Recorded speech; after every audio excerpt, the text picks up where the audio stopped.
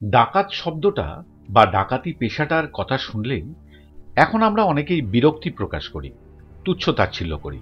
কারণ আর ৫টা সমাজবিরোধী কাজ বা অপরাধের সাথে ডাকাতি বা ডাকাতের আজকাল আর কোনো বিশেষ পার্থক্য নেই। দিনে দুপুরে বহুতলে বা কোনো ব্যবসায়ী প্রতিষ্ঠানে ঢুকে পড়ে আগ্নেয়াস্ত্র উঁচিয়ে অর্থাৎ লুটপাট চালানোকে আজকাল নির্দ্বিধায় ডাকাতি হিসেবে চালিয়ে দেওয়া হয়।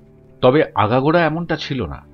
ডাকাতির, বিশেষ করে বাংলার ডাকাতদের একটা ভিন্ন ধারার ঐতিহ্য আছে, একটা দীর্ঘ ইতিহাস আছে। এই ইতিহাস কয়েকশো বছরের পুরনো ইতিহাস এবং বাংলা তথা দেশের রাজনীতির নানা বর্ণময় অধ্যায়ের নানান সামাজিক উত্থান পতনের কাহিনী। ডাকাতি পেশা জন্মের কারণটা ঠিক কি, এর পেছনেও একটি ঐতিহাসিক ঘটনা আছে। ইস্ট ইন্ডিয়া কোম্পানির হাত থেকে ইংল্যান্ডের রানীর হাতে শাসনভার অর্পিত হলে প্রাদেশিক শাসন থেকে ক্রমে কেন্দ্রীয় শাসন শুরু হয়। তাতে দেশীয় জমিদার আর রাজাদের প্রাদেশিক ক্ষমতাভার হ্রাস পায় এবং অগণিত পাইক লেঠেল তাদের জীবিকা হারায়, তাদের অস্তিত্ব সংকটে পড়ে। নিজেদের টিকিয়ে রাখার তাগিদে এই বলশালী ও প্রশিক্ষণপ্রাপ্ত লোকগুলোই বাধ্য হয়ে ডাকাতিকে পেশা হিসেবে নেয়।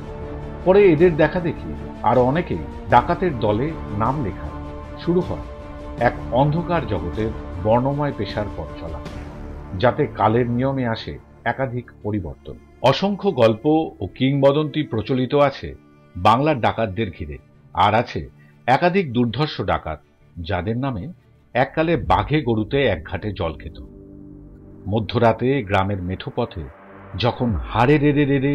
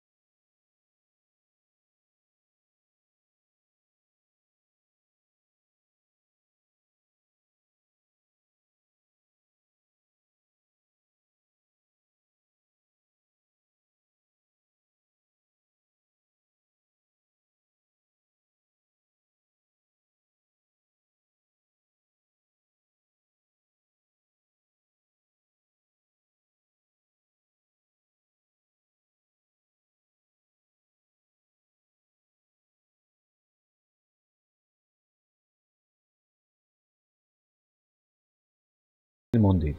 পূর্ব বর্ধমানের পাণ্ডু গ্রামে রয়েছে এই বামাকালীর মন্দির। বিশে ডাকাতের নাম হয়তো অনেকেই শুনেছেন। নীল বিদ্রোহের প্রেক্ষাপটে জন্ম হয় বিশু ডাকাতে। জানা যায় বহু নীলকর সাহেবদের খুন করে জ্বালিয়ে দিয়েছিল এই বিশু ডাকাত।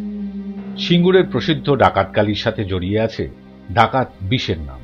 চালকেবাটির মোড়ল দেবীর স্বপ্ন পেয়ে ওই মন্দির প্রতিষ্ঠা করে।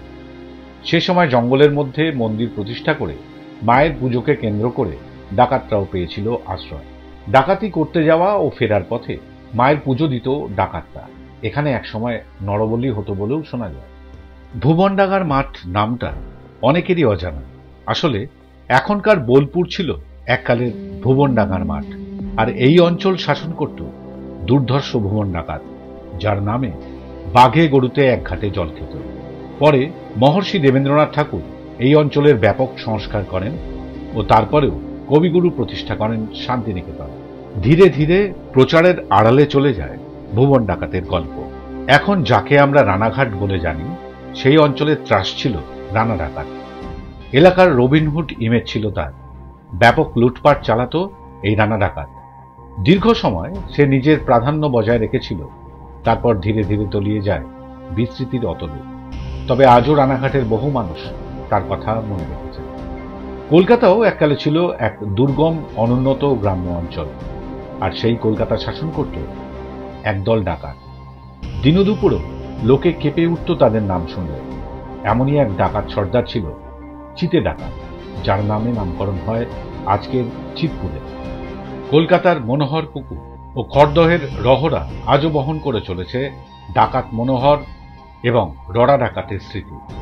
আরো অসংখ্য ডাকাত ও তাদের রোমহর্ষক গল্প ছড়িয়ে আছে বাংলার আনাচে কানাচে। আর আছে তাদের স্মৃতি বিজড়িত ডাকাতকালীন মন্দিরগুলি। শোনা যায় মহিষাদল রাজবাড়ির নিজস্ব মাইনে করা ডাকাত দল ছিল। কথিত আছে এমনও বহু জমিদার ছিলেন যারা দিনে করতেন জমিদারি আর রাতে ডাকাতি। হান্টার সাহেবের বই থেকে জানা যায় বাংলার ডাকাতের সংখ্যা ছিল কয়েক হাজার। ডাকাতির জন্য বিখ্যাত ছিল বর্ধমান, বীরভূম ও হুগলি জেলা। তবে কলকাতা সংলগ্ন এলাকাও পিছিয়ে ছিল না।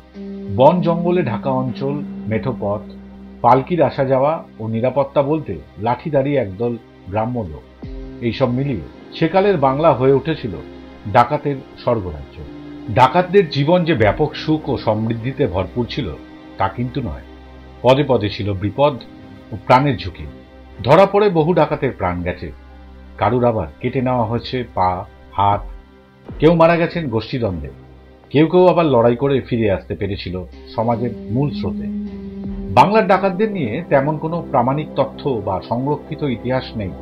লেখক খগেন্দ্রনাথ মিত্র এবং যোগেন্দ্রনাথ গুপ্ত এই বাংলার ডাকাতদের নিয়ে অবশ্য একটি বই লিখেছেন, নাম বাংলার ডাকাত, যা পাঠক মহলে ব্যাপক জনপ্রিয়।